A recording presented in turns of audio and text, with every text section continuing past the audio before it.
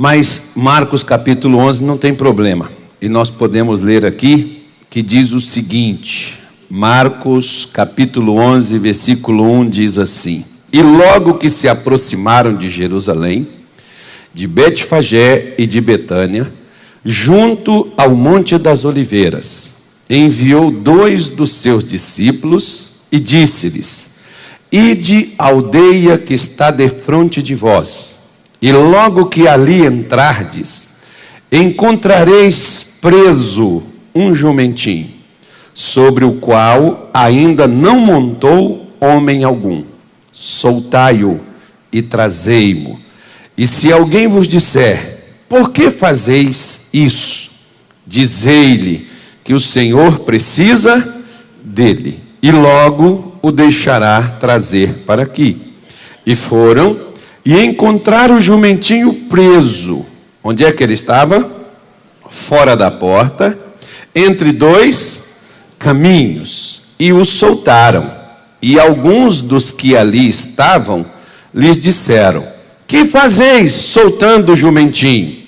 Eles, porém, disseram-lhes como Jesus lhes tinha mandado, e os deixaram ir. E levaram o jumentinho a Jesus, e lançaram sobre ele as suas vestes, e assentou-se sobre ele. E muitos estendiam as suas vestes pelo caminho, e outros cortavam ramos das árvores, e os espalhavam pelo caminho. E aqueles que iam adiante, e os que seguiam, clamavam, dizendo: Hosana, bendito o que vem em nome do Senhor. Bendito o reino do nosso pai Davi, que vem em nome do Senhor. Hosana nas alturas. Digam graças a Deus. E aqui depois Jesus entrou lá no templo e fez aquela chamada purificação, né? Aquela expulsão ali dos mercadores, das pessoas. Esses fatos, eles se desenvolvem exatamente uma semana antes. Quer dizer, aquilo ali foi o ápice da provocação para os religiosos, os líderes religiosos na época. Foi o ponto crucial, o ponto final naquela situação, porque aqui estreitou o caminho, e Jesus teve então que forçar que os líderes fizessem aquilo que eles estavam determinados a fazer, que era executá-lo, né, para se cumprir a profecia. Mas para que as profecias falhassem, os próprios líderes, quando eles se reuniram e determinaram executar Jesus, eles mesmos disseram: não vamos fazer isso durante a Páscoa para não criar revolta. Por quê? Porque muitas pessoas, como eu te disse, claro, tinha muita gente contra, mas Jesus tinha arrebanhado muitas pessoas, e muita gente confiava nele, acreditava, recebia os ensinamentos que ele dava. Muitas pessoas o seguiam, não era todos, mas muita gente acreditava nos ensinamentos que ele dava, e aquilo dali poderia incitar e criar uma revolta sem precedentes, caso a coisa fosse para o lado da violência. Então você pode ver, por exemplo, quer ver, olha, o religioso, a pessoa que tem um sentimento religioso, ela não vai medir consequências, mesmo que ela tiver que utilizar as armas para lutar. O fato, por exemplo, que você pode ver, que o dia que Jesus foi preso, um dos discípulos de Jesus meteu a mão na espada e cortou a orelha do soldado que foi prender Jesus, não foi?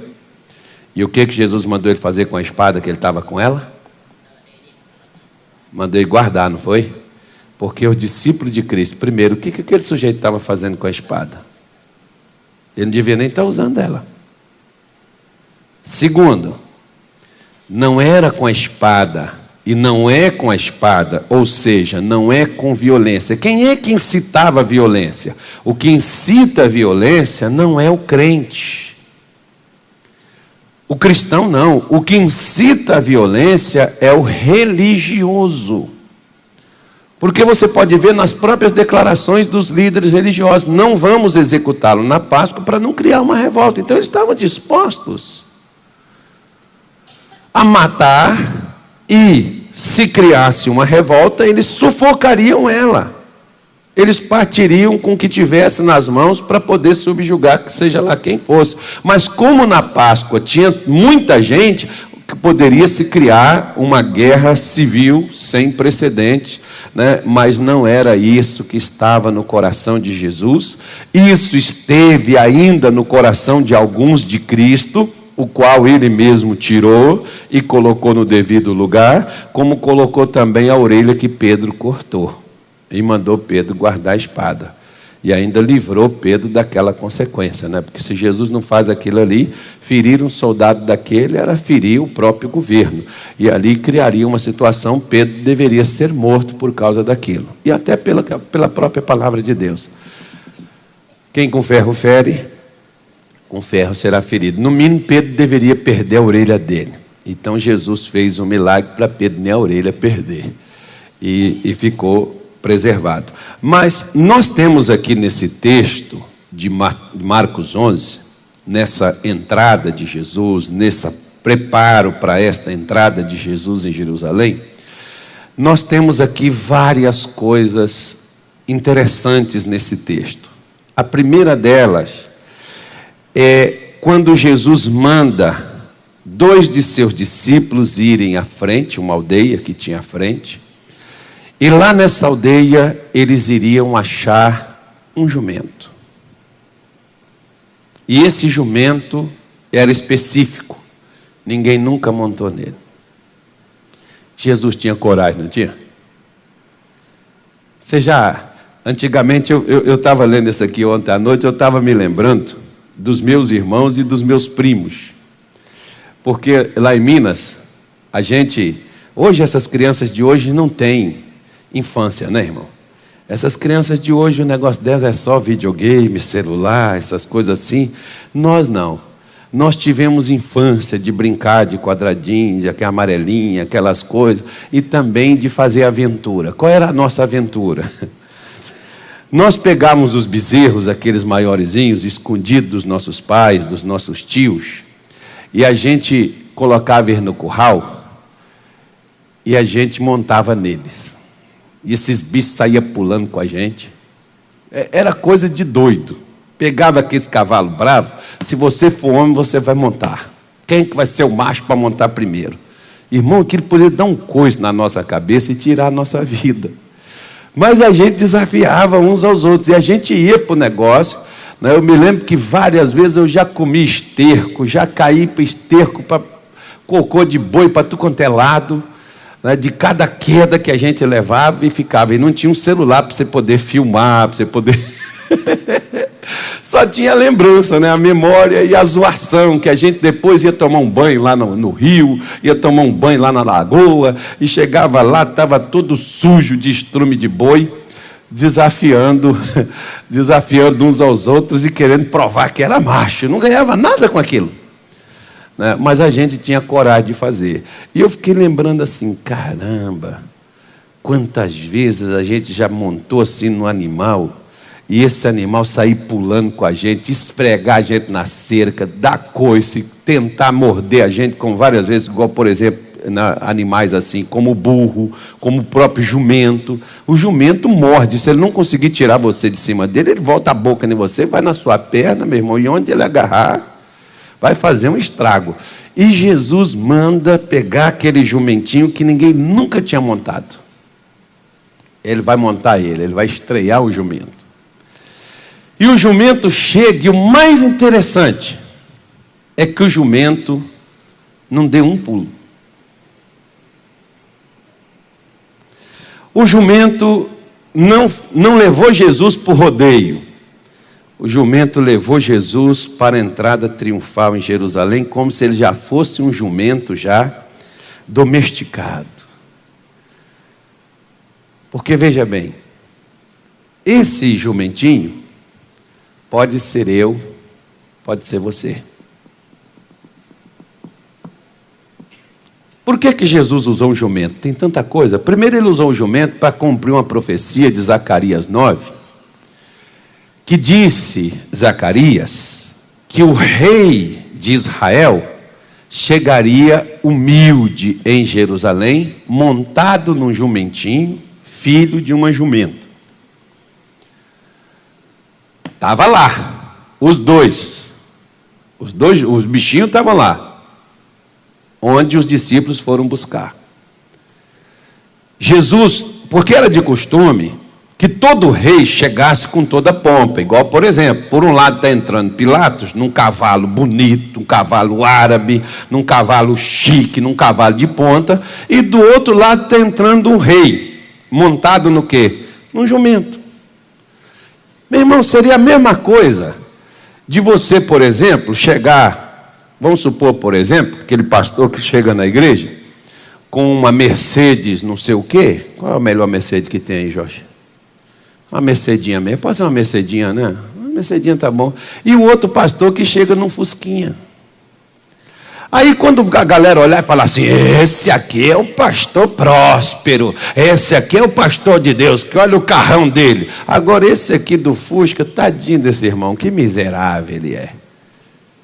Quer dizer, de um lado da cidade a galera está aplaudindo Pilatos chegar, a comitiva romana entrar, todo mundo ali, caramba, admirando cada cavalo, cada escudo, cada lança, né, cada amparato, cada uniforme, aquela pompa toda, a comitiva romana entrando, e do outro lado está a galera só aplaudindo, não tinha nada para poder fazer, está tirando as suas vestes, jogando no chão, está indo lá o outro cortando um ramo e jogando ali, e o outro com o ramo abanando, e as pessoas cantando, e Jesus entrando, montado num jumento.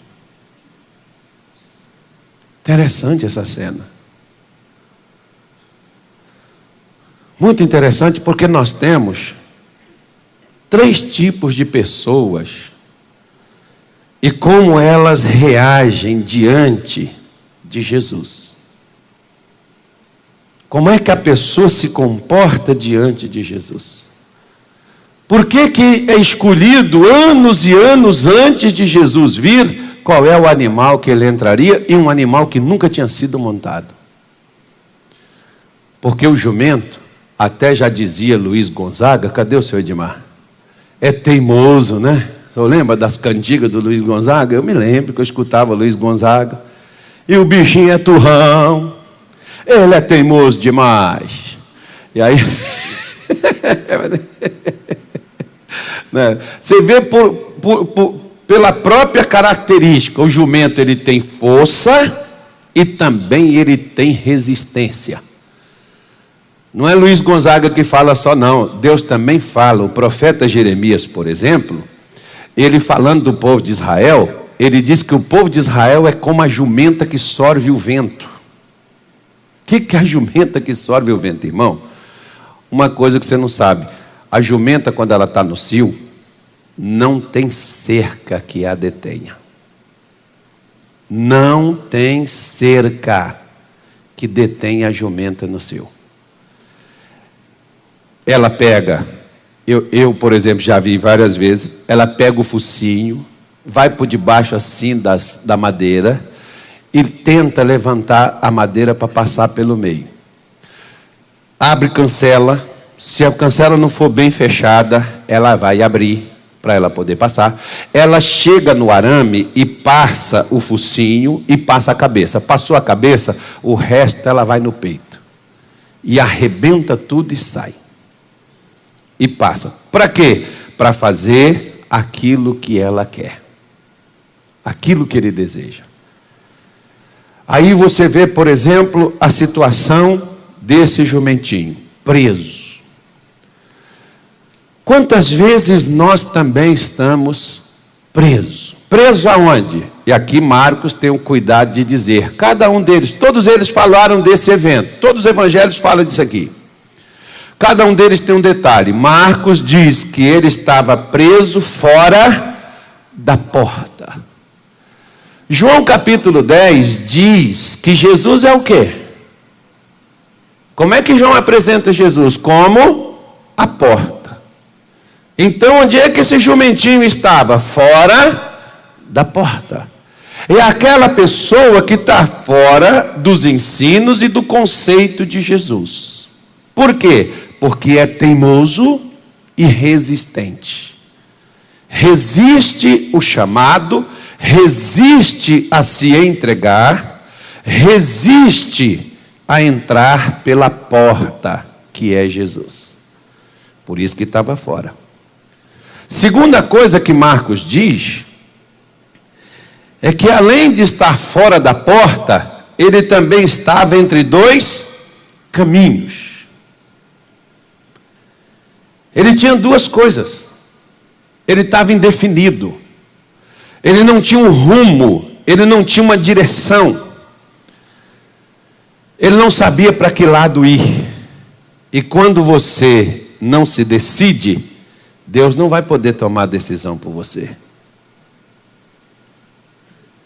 Deus fica esperando a gente decidir para que Ele possa assim nos ajudar. Se você não se decide o que fazer da sua vida, se você não decide-se a entregar a Jesus, eu me lembro, por exemplo, que eu cheguei na igreja doente, a minha mulher doente, eu cheguei na igreja desempregado, eu tinha um ano que eu não sabia o que era ganhar dinheiro, que não entrava nada, e que tudo estava dando errado. E eu fui para a igreja, e eu não fui me entregar a Jesus, eu fui para a igreja porque eu queria melhorar a minha vida. E se você quiser melhorar a sua vida, eu quero dizer para você uma coisa, só tem um jeito. Qual? Faça igual o jumentinho. Se submeter a Jesus. Deixar Jesus te guiar pelo caminho. Porque veja bem, Jesus sabia que o jumentinho estava preso. Ele sabe onde é que nós estamos presos, irmão. Ele sabe onde é que nós estamos amarrados. Ele sabe.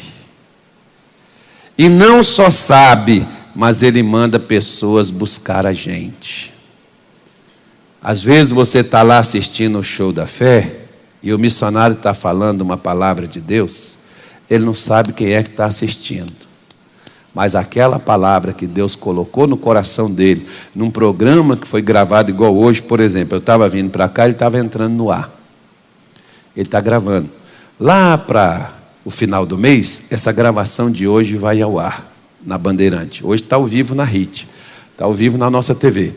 Nem na RIT mais está, né? No Periscope, que de vez em quando a gente vê.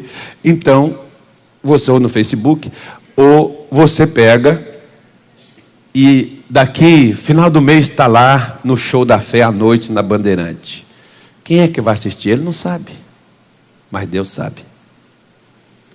E às vezes a pessoa está presa no adultério, está presa na mentira, está presa no ódio, está preso na desonestidade, está preso por uma doença, está preso por um pensamento sujo, imoral, profano, imundo. E Jesus sabe tudo isso. Você não fala com ninguém, você não conta para ninguém, você não diz a ninguém, mas você está preso. O fato é que as coisas não andam na sua vida, que as coisas não acontecem como deveria estar acontecendo. Por quê? Mas pastor, eu sou um cristão. Me permita só dizer a você, esse jumentinho estava em terra do povo de Deus, mas estava preso.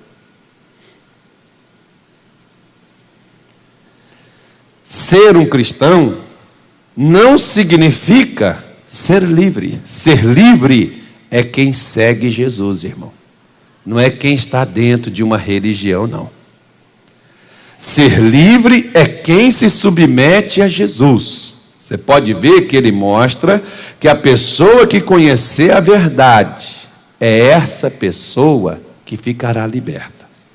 Porque se a pessoa conhece a verdade e segue o que ela conhece, aquilo que ela está seguindo, ele garantiu, ele afirmou dizendo, aquele que me segue não andará mais em trevas.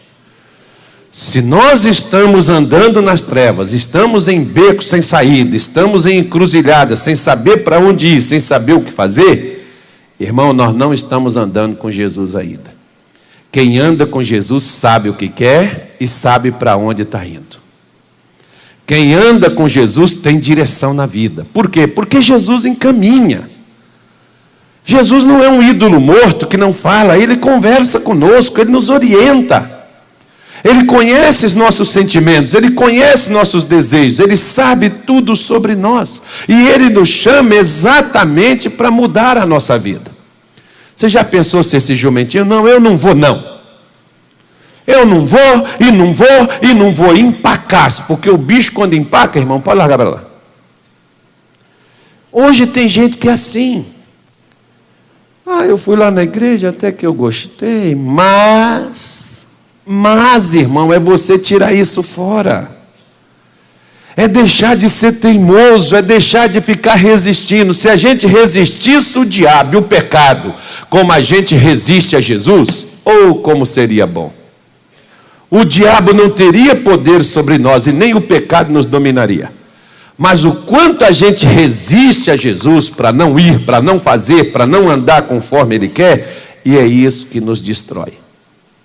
É isso que arrebenta com a gente. E aí, quando os discípulos chegaram lá, ainda disseram ainda para Jesus, mas Senhor, e na hora que a gente pegar o jumento está lá, a gente pegar ele, e se o dono disser, o que vocês estão fazendo? O que nós vamos falar?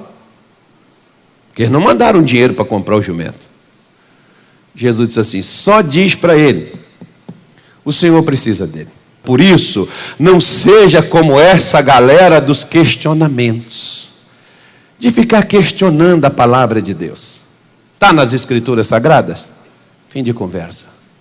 Mas a igreja não faz. Faça você. A igreja é você. A igreja é você. A igreja não é um prédio. A igreja não é pastor. A igreja não é obreiro. Tem obreiro que não é de Deus e tem pastor que muito menos. Tem pastor desmiolado, tem missionário louco, tem profeta doido, tem profeta falso. A Bíblia está aí, não me deixa mentir. Está cheio de exemplo. Você é o que você quiser ser. Porque o que você quiser ser, Deus tornará você esta pessoa, principalmente que Ele te chamou para ser. Por quê? Porque Ele nos chamou para a gente submeter a Ele. Se eu quiser ficar arranjando questionamento para não pregar, se eu quiser ficar achando questionamento para não servir a Deus, meu irmão, eu vou encontrar. Eu vou encontrar. Quantas pessoas que dizem assim, eu não evangelizo porque eu não tenho tempo. Você já experimentou fazer um cronômetro do seu tempo? Para você ver o quanto de tempo você tem e você diz que não tem, que não usa? Por quê? Porque tempo nós temos. Agora, prioridade é outra coisa. Prioridade. Eu não tenho tempo. Mas tem coisa que você prioriza. Se você prioriza, então você encontrará o tempo para fazer. Se você questiona, certamente você não vai realizar. Terceira coisa, eu vou parar aqui. Existe aquelas três, eu já mostrei a você duas. É o que resiste, o outro que questiona, e existe aqueles que têm medo de perder as suas vidas. Como? Se entregando a Jesus. Tem uns que dão a desculpa da seguinte forma. Eles dizem assim, pastor, eu tenho medo de não conseguir ser fiel e eu voltar para o pecado de novo. E porque você tem medo de não ser fiel, você prefere ficar no pecado do que tentar sair dele. Acha melhor isso? Acha melhor ser assim?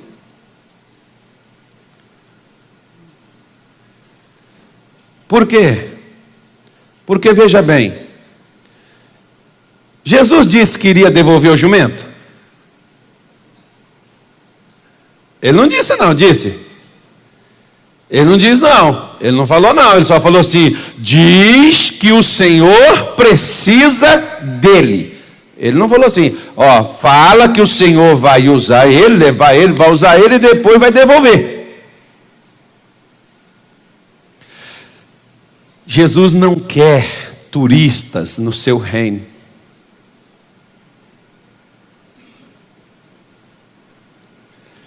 A gente conhece como outra palavra. Se você é de um outro ministério, as pessoas entendem ministério por igreja. Se você é de uma outra igreja e hoje você veio aqui acompanhando alguém, ou você ouviu falar e você veio aqui, então você automaticamente se apresentaria a gente como um visitante. Eu sou da igreja da Assembleia de Deus e hoje eu estou visitando aqui os irmãos na Igreja da Graça. Ok, então você é aqui um visitante. Porque o turista, ele vai quando ele quiser. O visitante, ele vai quando ele quiser.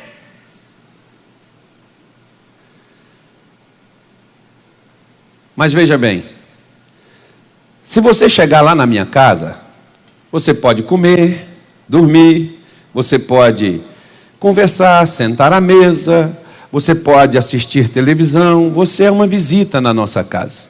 Você desfruta de todas as coisas que eu tenho. Agora o meu filho não. O meu filho não é uma visita. O meu filho é da casa.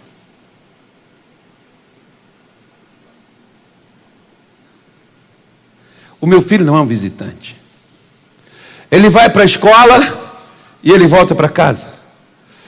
Ele pode sair e ir para qualquer outro local, mas ele volta para casa. Jesus não disse que ia devolver o jumento. Eu me lembro, por exemplo, que uma vez eu estava desesperado por causa de um problema que eu estava enfrentando. E eu estava numa situação muito difícil. E depois eu me lembrei de uma coisa. De que eu me lembrei? Eu me lembrei do seguinte: eu estava tão preocupado com a minha vida, que eu me lembrei que eu não tenho mais vida. Para que eu vou preocupar com a minha vida se eu não tenho mais vida? Por que eu não tenho mais vida? Porque a que eu tinha, eu entreguei ela para Deus. Eu não tenho mais vida. Se você pegar a sua Bíblia em Gálatas 2, versículo de número 20, Paulo vai te dizer isso. Porque ele, Paulo, está falando de si mesmo. Que a vida que agora ele tinha, a vida que agora ele possuía, era na fé no Filho de Deus. Ele não tinha vida própria, ele não tinha escolha. Vida é escolha, é você escolher o que você quer, meu querido.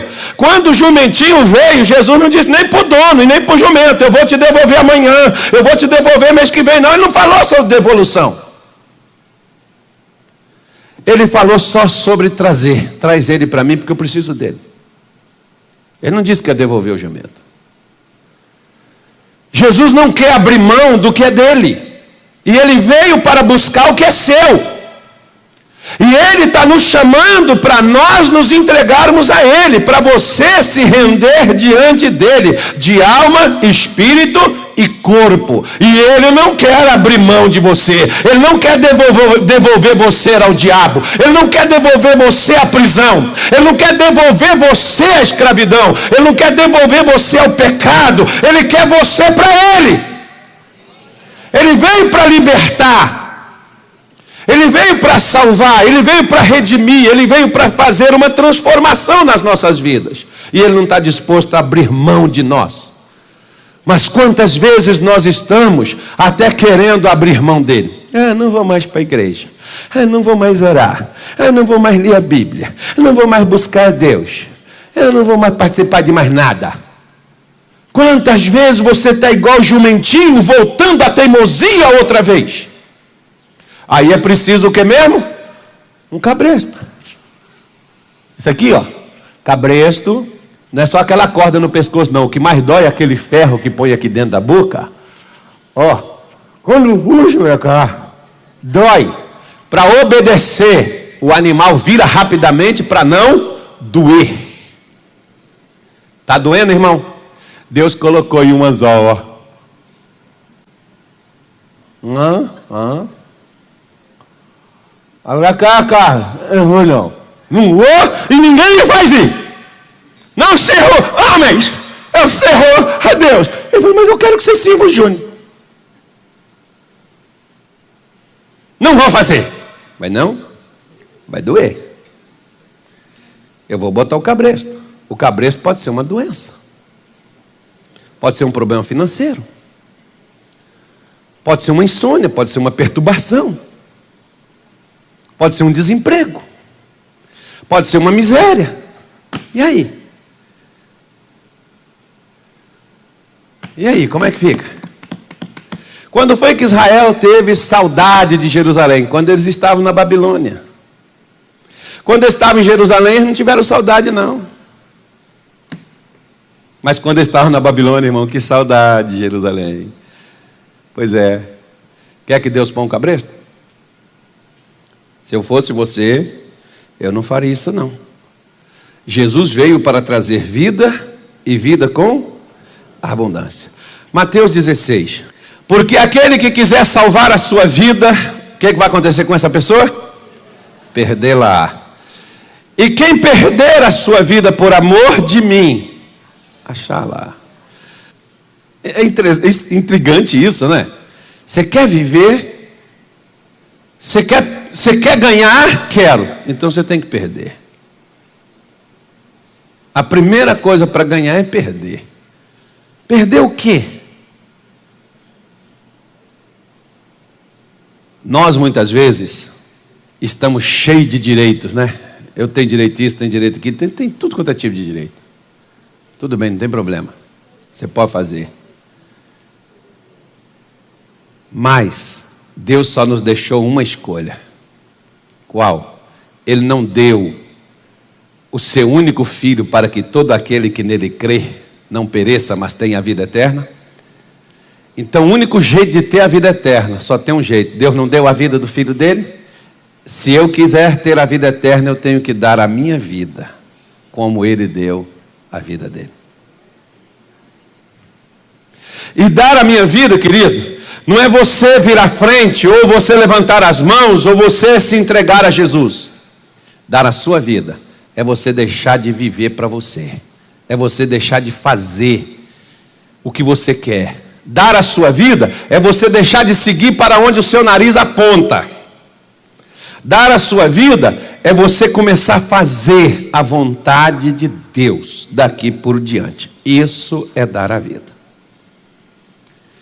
Isso é você nem sequer, pastor, eu não quero mais o mundo, eu não quero mais o pecado, eu não quero mais um caminho errado na minha vida, eu quero ser de Deus. Eu posso ter cheio de erros, defeitos, eu posso estar cheio de outras vontades e outras coisas mais, mas eu quero Jesus, Ele vai ser meu alvo, Ele vai ser minha busca, Ele vai ser minha direção, eu vou respirar por Ele, eu vou buscar a Ele, eu vou me entregar a Ele de coração, de corpo e alma, e eu vou seguir a Ele.